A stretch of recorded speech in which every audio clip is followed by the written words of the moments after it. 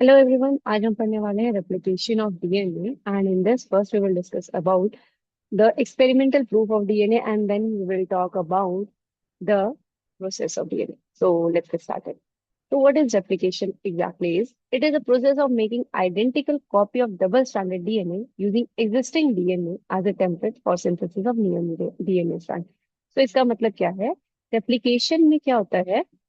जो हमारे पास already DNA है, हमारे पास we have this already parental DNA है, सो इस डीएनए को एज अ टेम्पलेट यूज करके we will form a new DNA strand. हम नया डीएनए बनाते हैं इसी को एज अ सैंपल यूज करके, या फिर आप इसको मेनली इन बायोलॉजिकल टर्म से एज अ टेम्पलेट यूज करते हैं। तो वॉटसन एंड क्रिक ने एक मॉडल प्रपोज किया था डबल हेलिकल स्ट्रक्चर का, and this team suggested that कि दो स्ट्रैंड जो है they separate and act as a template for the synthesis of new complementary strand.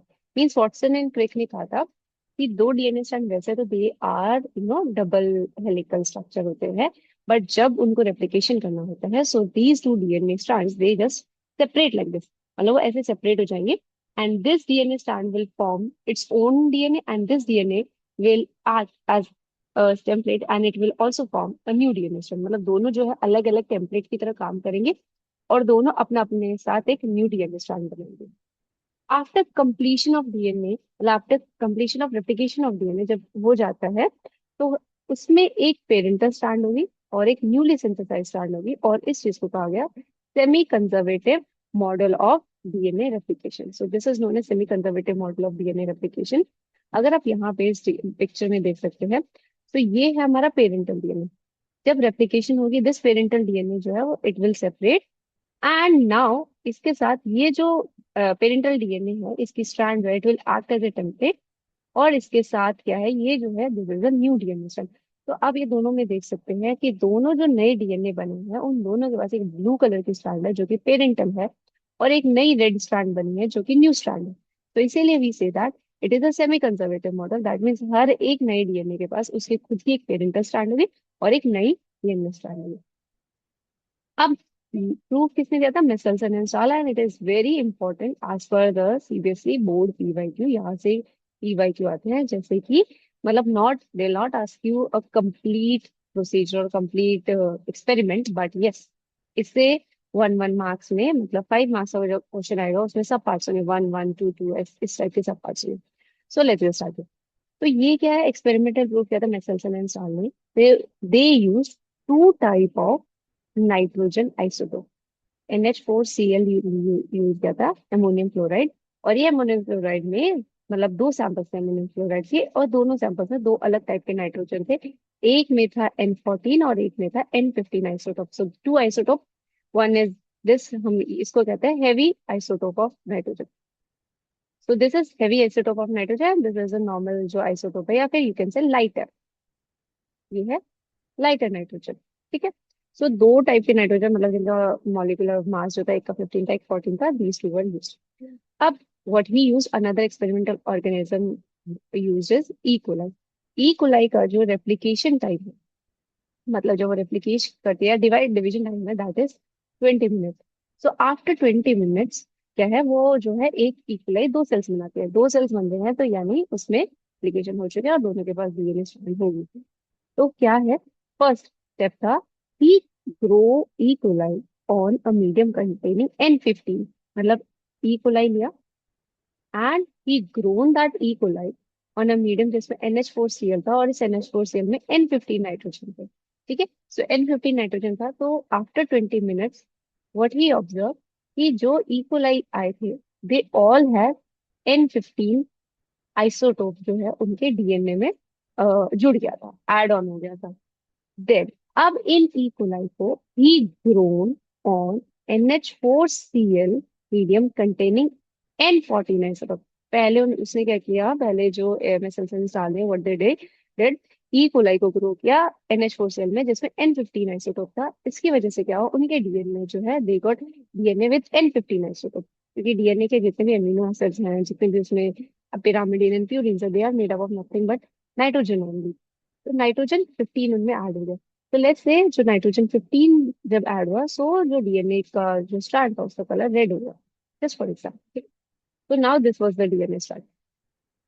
अब now he grown the E coli on NH4Cl, ये वाली जो इक्वलाइन पे NH4Cl पे ग्रो किया और जिसमें N14 आइसोटोप था, and he grown them on H4Cl for 20 minutes. क्यों? क्योंकि 20 मिनट्स बाद वो रेप्लिकेशन करता है।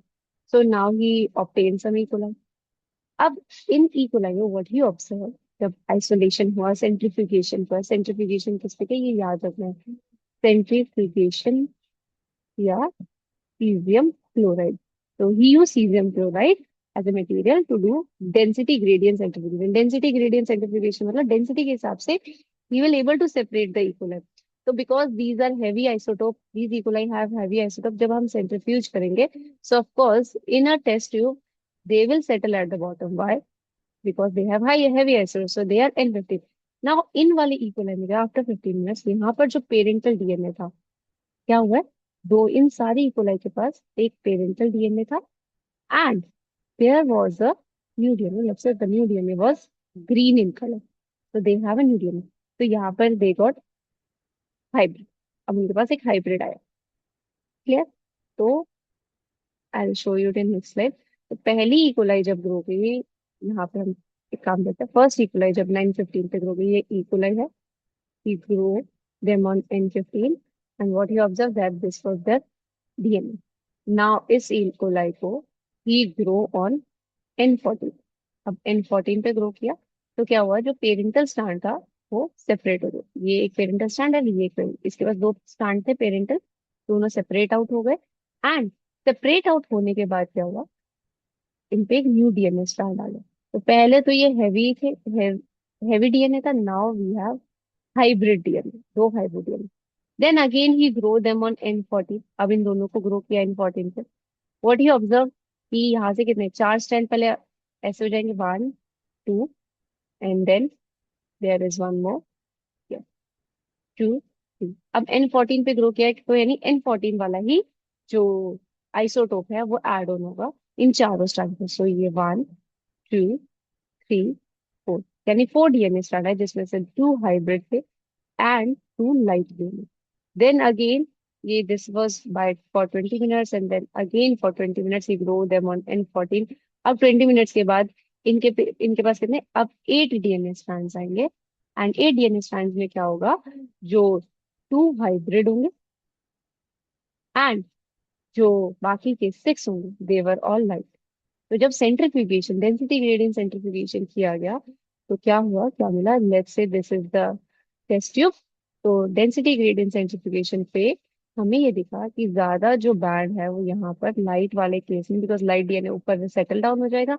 Then there is a sample of this hybrid DNA, तो हाइब्रिड डीएनए के दो सैंपल थे। नीचे अभी हमारे पास हैवी डीएनए कोई नहीं था। ठीक है, फर्स्ट में वी हैव हैवी डीएनए, और उसके बाद इस टाइप के हमें बैंड दिखने लग गए जब after doing the centrifugation. So यहाँ से एक न्यूमेरिकल बेस्ड क्वेश्चन आता है। The numerical based question is कि जैसे यहाँ पे आफ्टर 20 मिनट्स, तो आफ्टर 60 मिनट क्या रिजल्ट था, या after 80 minute what would be the ratio of heavy light and hybrid DNA. So यहाँ से एक न्यूमेरिकल बेस्ड क्वेश्चन आपको आ सकता है। सेकेंड चीज, what are the two isotope of nitrogen used by the Meselson Stahl and why. तो why का answer ये है, to observe the parental and the new DNA strand physically, क्योंकि because they are naked, you can not see with your naked eye, so they are very minute, they are very बहुत microscopic level पे होते हैं। तो to observe them physically they use two type of nitrogen isotope, ताकि वो physically separate out कर सके which one is parental and which one is a new strand DNA. So that's why they do. Then centrifugation कौन से medium में हुई थी, that is caesium chloride medium.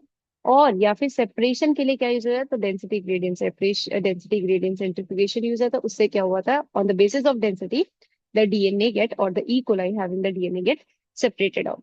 And why he was checking or they were checking after 20 minutes, तो 20 minutes के बाद ही क्यों, because जो रेप्लिकेशन टाइम है इन E. coli is that 20 minutes.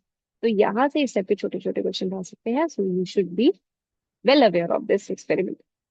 तो ये बहुत सुंदर सा डायग्राम है। आफ्टर 1 जनरेशन यहाँ पे लिखा हुआ है, जब after 20 so there are 2 hybrid DNA, then after 2 generation again after 20 2 hybrid and 2 light DNA, then after third generation there is 1 hybrid and there are 4 light DNA. So this is, and ये density के light ऊपर थे and intermediate band जो थे वो नीचे थे। So this is how they are separate. This is a heavy one and N15.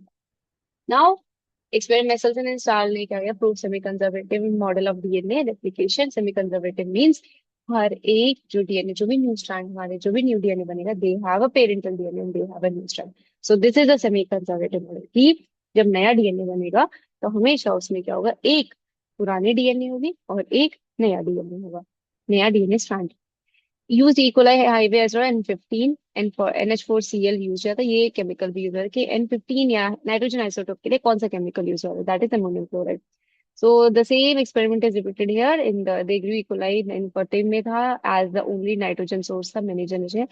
फिर then the result was N15 was incorporated हो गया था सारे new DNAs में, and this heavy DNA molecule could be distinguished from normal by centrifugation cesium chloride पे हुआ. फिर transfer किया उनको 14 nano and took samples at very definite intervals, and that was interval was 20 minutes, and the cells multiplied and extracted DNA as double strand. The various samples were they were also separated on cesium chloride density gradient method पे. And what was the result? The result was कि hybrid और intermediate density के DNA भी दिखे गए. And DNA extracted for the end after another मतलब after 40 minutes क्या दिखा गया, equal amount of hybrid and light DNA थे.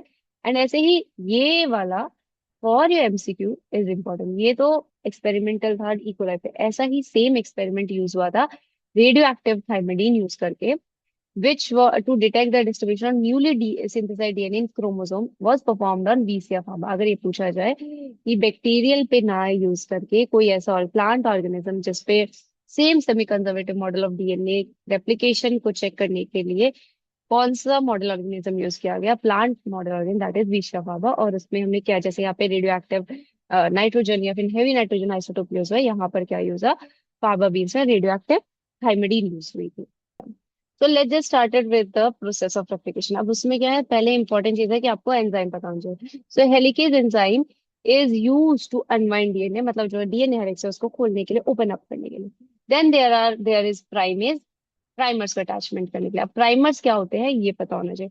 सो primers are nothing but they are oligonucleotides of RNA. Means हम डीएनए पॉलीमराइजेशन यानी डीएनए रेप्लिकेशन कर रहे हैं, पर हम प्राइमर जो यूज करेंगे वो आरएनए के यूज करेंगे. And these RNA molecules are 10 to 20 nucleotides long, that's it. मतलब इनका जो कितने बड़े होंगे, ये they are 10 to 20, that's why we say that they are oligonuclear. मतलब इनमें ज्यादा ज्यादा 10 to 20 न्यूक्लियोटाइड्स होंगे और उससे ज्यादा न्यूक्लियोटाइड्स नहीं होंगे. Then polymerase is DNA dependent DNA polymerase which helps in the polymerization, मतलब न्यू स्ट्रैंड फॉर्मेशन में काम करेंगे.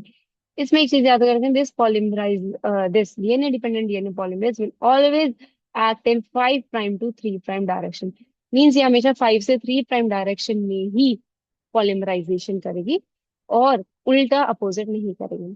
फिर there are single strand binding protein. Single strand binding protein का मतलब है जब भी ये, जब जैसे डीएनए है, हम इसको जैसे ही अनवाइंड करते हैं, इसको ओपन अप करते हैं, तो दी सिंगल स्ट्रैंड डीएनए प्रोटीन जो होता है, single strand binding protein, they will bind with these DNA strand so that they will not again come up together, ये दोनों वापस से साथ में ना आ जाए. तो इसीलिए सिंगल स्ट्रैंड बाइंडिंग प्रोटीन क्या होती है, सिंगल स्ट्रैंड पे जाके बाइंड हो जाते हैं. DNTP is deoxynucleotide nucleoside triphosphates.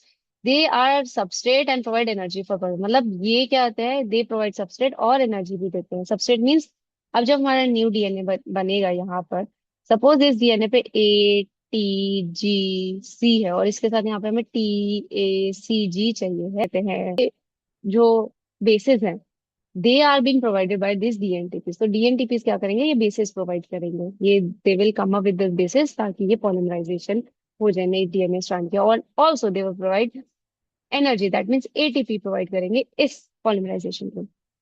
Toppo isomerase release topological stress. Means क्या होगा, जब भी हम डीएनए को ओपन अप करते हैं, आप कभी ये सोचना कि घर में जैसे ही एलईडी लाइट्स आती हैं, जैसे दिवाली की लाइट्स होती हैं, तो जब भी आप उसको, जब वो बहुत ज्यादा उलझ जाती है तो हम जब उसको एक साइड से खोलते हैं तो वो दूसरी साइड और उलझने लगती है. तो ऐसा ही डीएनए में कुछ होता है कि when you open up DNA in between, आप डीएनए को कैसे ओपन अप करते हो, तो वो दूसरी साइड से, आगे जो है उसकी साइड से, वहां पे वो और उलझने लगता है. तो इसीलिए वो इस टाइप में उलझेगा. तो वहां पर क्या, मतलब उसकी सुपर कॉइलिंग है. तो उलझना मीन्स यहाँ पर हम बात करते हैं सुपर कॉइलिंग, उसकी और सुपर कॉइलिंग ना हो, इसलिए टोपोइसोमरेज आते हैं. And DNA ligase which is also known as molecular glue इसको मॉलिक्यूलर ग्लू भी कहते हैं। ये क्या करता है, जो अभी हम लैगिंग फ्रेगमेंट्स, मतलब कुछ कुछ फ्रेगमेंट्स होते हैं, उनको ज्वाइन करने के काम आता है। तो अभी आपको समझ आ जाएगा ये सब चीजें क्या है। इन यूकेरियोट्स द डीएनए रेप्लिकेशन जो है ये एस फेज ऑफ साइकिल, मतलब सिंथेसिस फेज में होती है हमेशा। ये हमें पता ही है। दूसरी चीज, ये इंपॉर्टेंट है, डीएनए रेप्लिकेशन ऐसा नहीं कहीं से भी स्टार्ट हो जाएंगे। It will always start at the ORI sequence which is origin of replication. जहां पर भी डीएनए स्ट्रैंड में ओरिजिन ऑफ रेप्लिकेशन होगा, the replication will start from at that site only. Helicase enzyme it open up the helix at ORI, मतलब वहां पे एक nick create करके उसको ओपन अप करेगा and it creates a replication fork. Replication fork का मतलब है इस टाइप के स्ट्रक्चर जो है वो होगा। यहाँ पर तो हमारे स्टैंड है, ये जो है इस टाइप में इसको ओपन कर देगा। ये अब हमारे जो बेसिस है वो खाली रहेंगे। यहाँ पे हम नए बेसिस आएंगे। डीएनए डिपेंडेंट डीएनए पॉलीमरेज क्या है, that functions only in 5 to 3 hence polymerise new DNA strand in that direction only. अब इसका मतलब क्या है, मैं आपको बिना इसको समझा दूंगी। तो let's say this is are DNA, हमारे जो ओआरआई सीक्वेंस पे ये हमारा डीएनए ओपन अप हो चुका है। तो फर्स्ट ऊपर वाली है 5 प्राइम से 3 प्राइम डायरेक्शन, एंड जो नीचे वाली है 3 प्राइम से 5 प्राइम डायरेक्शन।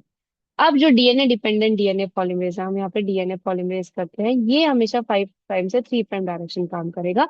मतलब ये वाली जो 5 से 3 प्राइम वाली है जो डायरेक्शन है, ये उसको पॉलीमराइज करेगा किस डायरेक्शन में, क्योंकि उसका जो न्यू स्ट्रैंड आएगा उसका 5 प्राइम यहाँ होगा और 3 प्राइम यहाँ होगा। तो ये इस डायरेक्शन में इसको पॉलीमराइज करेगा विच इज करेक्ट। बट अब यहाँ पर 5 है, यहाँ 3 है, तो ये यहाँ पर तो ऐसे नहीं कर सकता, तो इसमें क्या करेगा ये 5 से 3 ऐसे डायरेक्शन में करेगा। बट अब ऐसा तो हो नहीं सकता कि हमारे डीएनए से ओपन अप हो रहा है तो एक न्यू स्ट्रैंड यहाँ बन गया और एक न्यू स्ट्रैंड इस डायरेक्शन में गया। This can not be possible. दोनों जो हैं, जो पॉलीमराइजेशन होनी चाहिए वो सेम डायरेक्शन में होनी चाहिए। सो इसीलिए क्या होता है कि ये वाला जो यहाँ पे जैसे हमारे ये पॉलीमरेज आके यहाँ पे ऐसे पॉलीमरेज आके बैठ चुका है, ठीक है। और पॉलीमरेज से पहले क्या आ जाता है, हमारे छोटे छोटे प्राइमर्स आ जाते हैं। Let me just erase it, ये तो मैंने समझाने के लिए बनाया था। क्या होगा, 5 प्राइम डायरेक्शन, जहां पर 5 प्राइम डायरेक्शन, क्योंकि हमारा डीएनए पॉलीमरेज उसी डायरेक्शन, तो ये हमारा एक पॉलीमरेज जो है यहाँ पे आके एक पॉली, ये हमारा प्राइमर आ गया। दिस इज प्राइमर, ठीक है। एक प्राइमर यहाँ आया और एक प्राइमर यहाँ आया, वाई इधर, क्योंकि इसका 5 प्राइम यहाँ है और इसका 5 प्राइम यहाँ है, ठीक है। अब हमारा पॉलीमरेज आएगा, पॉलीमरेज हमारा यहाँ बैठ जाएगा, ठीक है। ये हमारा पॉलीमरेज आ गया। अब पॉलीमरेज क्या करेगा, इस डायरेक्शन में इसको पॉलीमराइजेशन करेगा और ये इस डायरेक्शन में करेगा। अब सिर्फ यहाँ तक करेगा, ठीक है, इसके आगे नहीं करेगा। अब क्या होगा कि पॉलीमराइजेशन के लिए और क्या चाहिए, डीएनटीपी चाहिए। तो यहाँ पर हम क्या करते हैं, ये डीएनटीपीज, डीएनटीपीज जो है डीऑक्सीराइबोन्यूक्लियोटाइड ट्राइफॉस्फेट्स जो है, जैसे यहाँ ए था वो क्या करेंगे, यहाँ पे टी ला के देंगे। यहाँ टी था तो यहाँ ए, यहाँ सी था तो यहाँ जी। तो ये करेंगे डीएनटीपीज का। हम डीएनटीपीज क्या करेंगे, अगर हमें यहाँ पे ए चाहिए तो ये क्या है, डीएटीपी लेके आएंगे। अगर यहाँ पे टी चाहिए तो डीटीटीपी को लेके आएंगे। So they will provide the substrate for the polymerase enzyme. ये सबस्ट्रेट प्रोवाइड करेंगे पॉलीमरेज एंजाइम ताकि वो वहां पे ऐसे जुड़ जाए। यहाँ पर इतना ही सिंपल। अब ये डीएनए और ओपन अप होगा हमारा। तो जब ये और ओपन अप होगा, लेट्स से यहाँ पर ऐसे हो गया एंड इतना, ठीक है। और ये यहाँ हो गया, ये 5 प्राइम, ये 3 प्राइम, एंड ये this is 3 prime and this is 5 prime. तो ऊपर वाले में तो कोई प्रॉब्लम नहीं है, बिकॉज वो उसको पॉलीमराइजेशन यहाँ पे हमारा ये है और एक प्राइमर लगा हुआ है और वो फिर से यहाँ पर। बट यहाँ पर क्या हुआ, क्योंकि ये पॉलीमरेज यहाँ आता है इसलिए इतना करा। तो ये इतना करने के बाद बाहर निकल जाएगा, ये हट जाएगा पॉलीमरेज। फिर हमारा पॉलीमरेज फिर आएगा और फिर इतना करेगा ऐसे करके, और फिर ऐसे ऐसे करके आगे भी इस टाइम ये फिर आएगा, फिर इतना करेगा, फिर इतना आएगा, फिर इतना करेगा। और ये तो यहाँ पे डायरेक्टली करता रहेगा, इसमें कोई रुकावट नहीं है। तो हमारी दो टाइप की और जब जब डीएनए पॉलीमरेज आके पॉलीमराइज करेगा तो वो आके हट जाएगा यहाँ से ऐसे करके, हट जाएगा। और ऊपर वाला तो इट इज विल बी, ये हमेशा ऐसे रहेगा कि ये तो सेम डायरेक्शन में जा रहा है, ठीक है, इसकी तो कोई दिक्कत नहीं, वो 5 प्राइम तो ऊपर वाली स्ट्रैंड में तो कोई प्रॉब्लम नहीं है, क्योंकि ये 5 प्राइम से 3 प्राइम आराम से पॉलीमराइज करा है, क्योंकि उसकी डायरेक्शन है वही 5 से 3 प्राइम का। बट नीचे वाली डायरेक्शन में क्या है कि ये हाफ हाफ पार्ट्स को पॉलीमराइज कर पा रहा है, क्योंकि डायरेक्शन तो सेम ही रहेगी ना। जब पॉलीमराइजेशन हो रहा है, जब डीएनए फ्रैगमेंट्स बन रहे हैं, डीएनए की न्यू स्ट्रैंड्स बन रही है, तो ऐसा तो है नहीं एक इस डायरेक्शन में रहेगी और एक इस डायरेक्शन में रहेगी। अगर दोनों ही जा रही है तो दोनों सेम डायरेक्शन में ही जानी चाहिए। सो इसीलिए क्या होगा, ये दोनों को सेम डायरेक्शन में करने के लिए ये जो नीचे वाली स्ट्रैंड है उसमें जो आरएनए पॉलीमरेज डीएनए पॉलीमरेज है वो क्या करेगा, पार्ट्स में पॉलीमराइज थोड़ा थोड़ा करके करेंगे। अब इसीलिए हम ऊपर वाली जो स्ट्रैंड होती है उसको कहते हैं लीडिंग स्ट्रैंड, एंड इस वाली स्ट्रैंड को कहते हैं लैगिंग स्ट्रैंड। सो ये वाली स्ट्रैंड हो जाती है लैगिंग स्ट्रैंड, और इन फ्रेगमेंट्स को नाम दिया है एक अच्छे से साइंटिस्ट ने, इनका नाम है ओकाजाकी फ्रेगमेंट्स। इनका नाम है Okazaki fragments. And this Okazaki fragments they are joined by, अब इनको ज्वाइन करने के लिए आ जाता है डीएनए लाइगेज। डीएनए लाइगेज क्या करेगा, इन फ्रेगमेंट्स को ज्वाइन करेंगे, गैप फिलिंग करने के लिए काम आएगा यहाँ। तो अब now this DNA ligase helps in joining these Okazaki fragments. तो ये है डीएनए रेप्लिकेशन। तो यू कैन सी ऊपर वाला जो डीएनए है ये ऐसे इनके बीच में कॉम्प्लीमेंट्री बेस पेयरिंग होगी, नीचे वाले डीएनए के बीच में कॉम्प्लीमेंट्री बेस पेयरिंग होगी। तो यू कैन सी एक डीएनए से दो डीएनए फ्रेगमेंट्स बने, दो डीएनए स्ट्रैंड्स बने हैं, ठीक है। एक डीएनए के पास क्योंकि दो स्ट्रैंड्स होते हैं तो दो strands will give rise to two new DNA. तो दो नए डीएनए बने और दोनों न्यू डीएनए के पास एक पेरेंटल डीएनए और एक न्यू डीएनए स्ट्रैंड है। सो यही है semi conservative model of DNA replication. तो यहाँ पर है the DNA dependent DNA polymerase, ये हमेशा पॉलीमराइज करेगी 5 से 3 प्राइम में। इससे क्या हो जाएगा, एक कॉम्प्लिकेशन हो जाएगा रेप्लिकेशन फॉर्म में। कंसिक्वेंटली ऑन वन स्ट्रैंड जो टेम्पलेट जिसकी पोलर 3.5 द जो टेम्पलेट हमारी ये वाली है 3 से 5 प्राइम है उसमें तो कंटिन्यूअसली सिंथेसिस होगी, बट जो दूसरी वाली स्ट्रैंड है जो 5 से 3 प्राइम है उसमें डिसकंटिन्यूअस सिंथेसिस होगी। So it will have the other strand जो उसमें क्या होगा, डिसकंटिन्यूअस। सो डिसकंटिन्यूअस स्ट्रैंड में ऑकाजाकी फ्रेगमेंट्स होंगे and these are joined by DNA ligase. इसीलिए डीएनए रेप्लिकेशन को कहते हैं semi conservative and semi discontinuous, क्योंकि सेमी कंजर्वेटिव भी है और half strand is discontinuous, that's why it is known as semi conservative and semi discontinuous. तो यहाँ समझ आए। और एक चीज याद रखनी है, जो इनकी पोलैरिटी है, जो न्यू स्ट्रैंड्स होंगी 5 से 3 प्राइम वाली जो न्यू स्ट्रैंड है, न्यू स्ट्रैंड ये होगी लीडिंग स्ट्रैंड विच इज और कंटिन्यूअस स्ट्रैंड। लेकिन जो न्यू स्ट्रैंड जिसकी पोलैरिटी 3 प्राइम से 5 प्राइम होगी, इट वुड बी लैगिंग और डिसकंटिन्यूअस स्ट्रैंड, ये पता होना चाहिए। अब जो लेकिन जो टेम्पलेट जिसमें न्यू स्ट्रैंड कंटिन्यूअस होगी, तो template with continuous new strand, template जिसकी न्यू स्ट्रैंड कॉन्टिन्यूअस होगी उसकी पोलैरिटी होगी 3 प्राइम से 5 प्राइम एंड वाइस वर्सा। आपको समझ आ गया? I hope this topic is clear to you, and in the next topic we will be discussing about transcription. So that's all for today, and revise this topic